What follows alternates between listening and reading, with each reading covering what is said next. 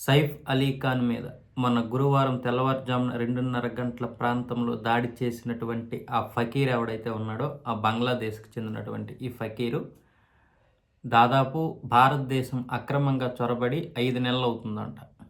ఈ ఫకీర్‌ని పట్టుకోవడానికి 300 మంది పోలీసులు, 600 సీసీ కెమెరాల్లో మొత్తం ఎంక్వైరీ చేస్తే 3 రోజుల్లో పట్టుకున్నారు.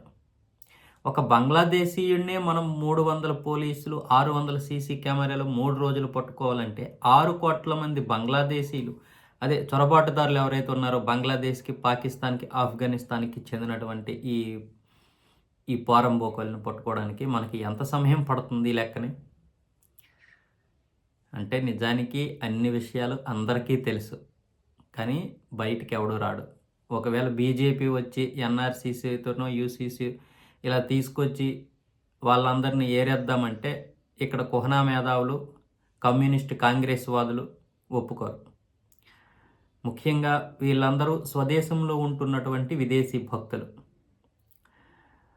ఈ రక్త మాంసాలతో భారతదేశంలో పుట్టి ఇక్కడ గాలిని పీలుస్తూ చైనా లాంటి దేశాలని ప్రేమిస్తున్నటువంటి ఈ కుహనా మేధావులు, ఇక్కడ పుట్టి ఇక్కడ రక్త మాంసాలతో సిద్ధమైనటువంటి కొంతమంది ముస్లింలు కూడా పాకిస్తాన్, బంగ్లాదేశ్‌కి సపోర్ట్ చేస్తుంటారు.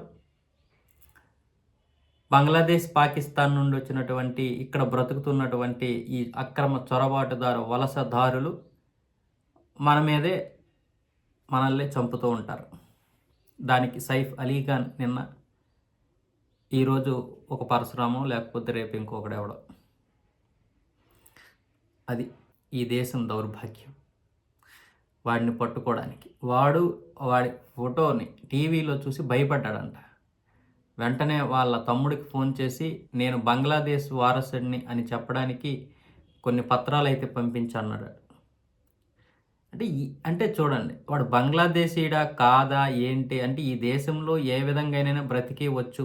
ఎంత లూజ్గా ఉన్నాయో మన చట్టాలు అర్థం చేసుకోండి.